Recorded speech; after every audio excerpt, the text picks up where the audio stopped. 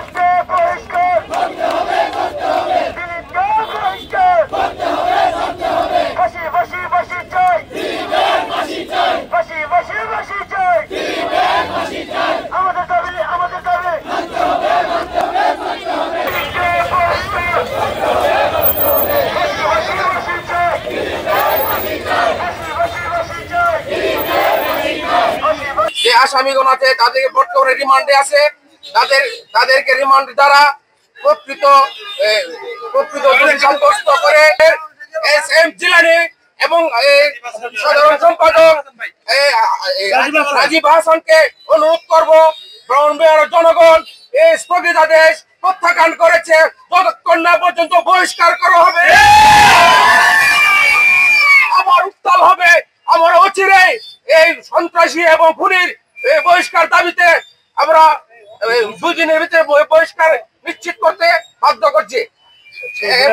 এই বলে আমি আমার বক্তব্য শেষ করতে। এই মিছিল শেষে এখন সংক্ষিপ্ত বক্তব্য রাখবেন আমাদের অত্র এলাকার সম্মানিত মুরব্বী জনাব নজরুল ভাই। বাত ব্যথা, প্যারালাইসিস কিংবা আর্থ্রাইটিস, আধুনিক ফিজিওথেরাপি ও পুনর্বাসন চিকিৎসায় নির্ভরযোগ্য নাম ডিপিআরসি। দিলীপের বয়স্ক চাই, যতক্ষণ পর্যন্ত তারা বয়স্ক না করছে আমরা মানি না। প্রতিদিন শেষে গত সভায় বড় ভাই সভাপতি জনাব 10 নং ওয়ার্ডের সম্মানিত সংগ্রামী সভাপতি জনাব মুক্তি ভাই উপস্থিত, কান্দিপাড়ার সাধারণ জনগণ উপস্থিত, কান্দিপাড়া বিএনপি অঙ্গ সংগঠন ও সহযোগী সংগঠনের নেতৃবৃন্দ আসসালামু আলাইকুম।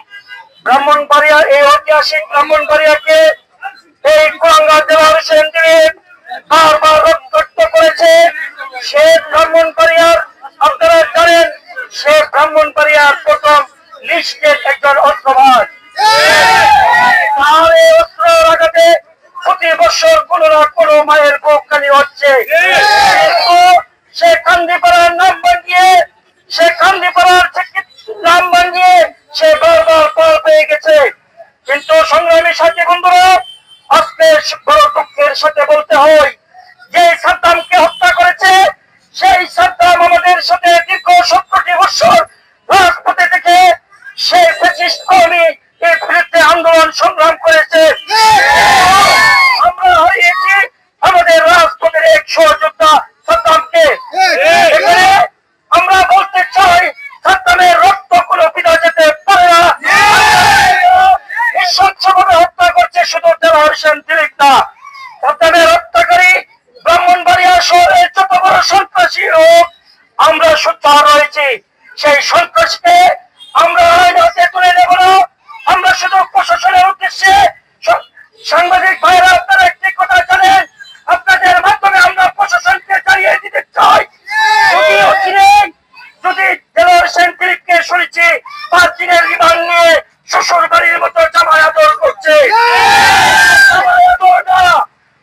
আমরা এখনো জানেন না, প্রশাসন পারবেন না, করে দেওয়া হবে। তবে একটি কথা বলি, আমরা আইনের প্রতি আমরা শ্রদ্ধাশীল, আমরা আইনের শাসন খুনি কেউ বাড়ি করে আমরা কোনো কিছু এবং কাউকে কিছু করছি না। শুধু আপনি আদালত থেকে ওনার 5 দিনের রিমান্ড এনেছেন। রিমান্ডের পাশাপাশি এই হত্যাকাণ্ডের সাথে অনেকে জড়িত আছে।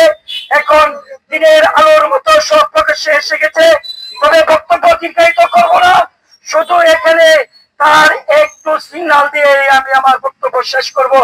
তবে অচিরে সাদ্দাম হত্যা মামলার যে আসামি যাদেরকে রিমান্ডে নিয়েছেন, তাদেরকে টর্চার সেলের মাধ্যমে সাদ্দামের হত্যাকাণ্ডের রহস্য উদ্ঘাটন করা হোক। আর আমি আপনাদের সবাইকে ধন্যবাদ জানিয়ে আমি আমার পথসভার সংক্ষিপ্ত বক্তব্য শেষ করলাম। চাই সেই দেলোয়ার হোসেন দিলীপ যেই হোক, দেশের কোন রাজনৈতিক ব্যক্তিত্ব কোন খুন খারাপি করতে পারে না।